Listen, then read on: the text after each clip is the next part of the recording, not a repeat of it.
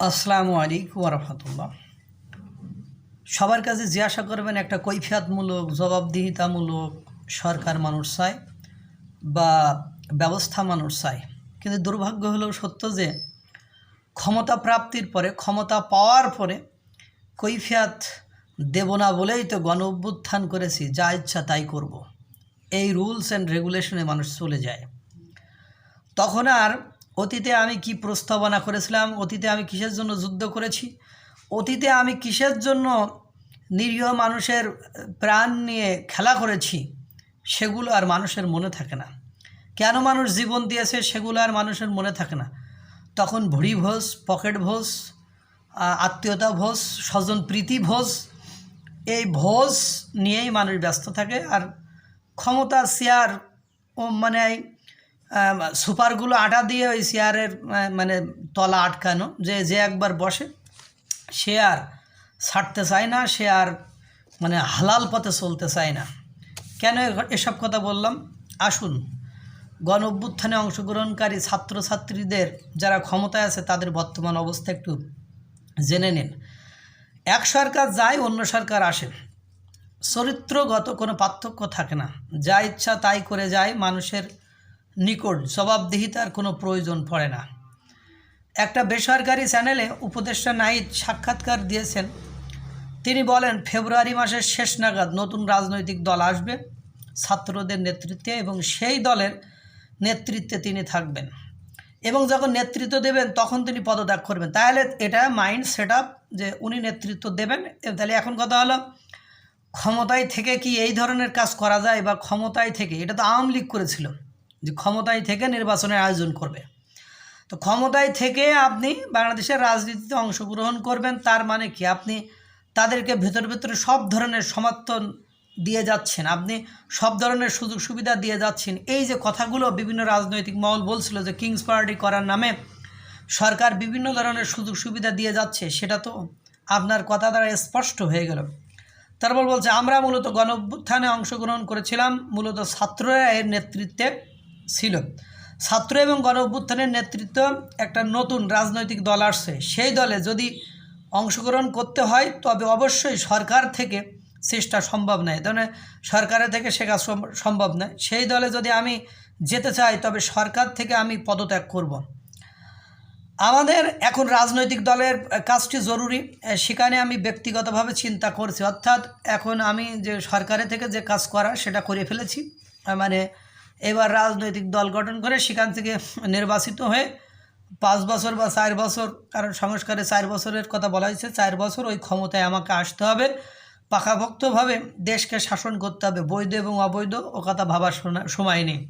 জন্মই যদি হয় আজন্ম পাওয়া, অর্থাৎ আপনি ক্ষমতায় থেকে ক্ষমতার শপথ ভঙ্গ করে, সংবিধান ভঙ্গ করে আপনি রাজনৈতিক দল যুক্ত হবেন, তা আপনি হঠাৎ করে যেহেতু আর যুক্ত হচ্ছেন না, তাহলে আপনি ভেতরে ভেতরে কাজ করে যাচ্ছেন।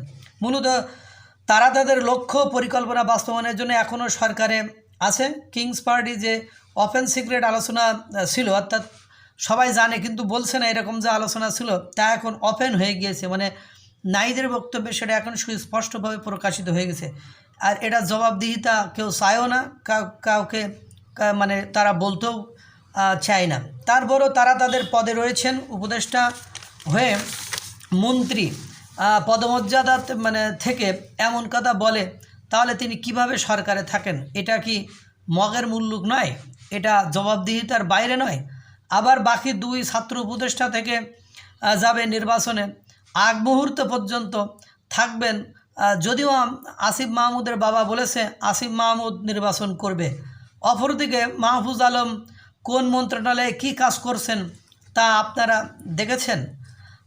তার সকল চিন্তা চেতনা দিয়ে রাজনৈতিক দল গঠন করছে দেশের জনগণের টাকা খেয়ে, অর্থাৎ তিনি যে দেশের কল্যাণে, দেশের জনগণের কল্যাণে, দেশের জনগণের স্বার্থে একটা কাজ করেছে। আপনি দ্রব্যমূল্যের ঊর্ধ্বগতি, এই যে শ্রমিকরা কর্ম হারাচ্ছে, বিভিন্ন আন্দোলন মিছিল মিটিং হচ্ছে, দেখবেন সেসব বিষয় নিয়ে কিন্তু কোনো কথা নেই। রাজনৈতিক দলের সিদ্ধান্তে, রাজনৈতিক দলের জন্য উপকারী কাজগুলোই সে করে থাকে, অন্য কোনো কাজ সে করে না। তাদের কথা সে বড় কথা। ডক্টর মোহাম্মদ ইউনূসই তো বলে আমি ছাত্রদের নতুন রাজনৈতিক দল গঠন করতে বলেছি, তারা বলেছিল আমরা ভোট পাবো না। আমি তাদেরকে উৎসাহিত করেছি, জোর করেছি, তারা বলেছি তারা ভালো করবে। কারো নিকট জবাবদিহিতা করার, তাহলে বোঝেন একজন প্রধান উপদেষ্টা তিনি এই কথা বলেন কিভাবে, কারণ তারা কারো নিকট জবাবদিহিতা করার মতো কিছু নেই। হ্যাঁ, কেউ তো এসব কিছু বলছে না, যদিও কিছু লোক সমালোচনা করছে গত 6 মাস ধরে। সেখানে মাসুদ কামাল, সাংবাদিক মাসুদ কামাল, মঞ্জুরুল আলম পান্না সাংবাদিক, তারপরে জিল্লুর রহমান, হ্যাঁ, তো 6 মাস ধরে বৈষম্য বিরোধী ছাত্র আন্দোলন এবং নাগরিক কমিটির দল গঠনের কাজটি করছে।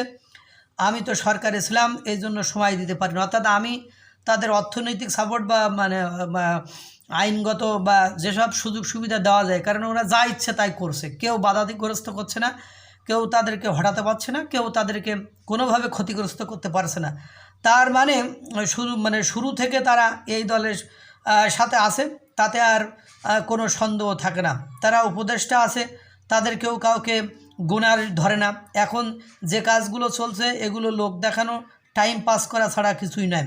নাহিদ বলেছে রাজনৈতিক দল বিচারিক প্রক্রিয়ায় নিষিদ্ধ হবে। তারা আওয়ামী লীগ নিষিদ্ধের ক্ষেত্রে বলছে বিচারিক প্রক্রিয়ায় নিষিদ্ধ হবে, নির্বাহী আদেশে নয়। নিষিদ্ধ করবে তা তারা প্রকাশ করেছে। অর্থাৎ আওয়ামী লীগ নিষিদ্ধ করে তারা নতুন দল গঠন করে ক্ষমতায় আসার সব কিছু পাকাপোক্ত চূড়ান্ত করেই তারপরে ইউনূস সরকার সহ উপদেষ্টা সরকার ক্ষান্ত হবে।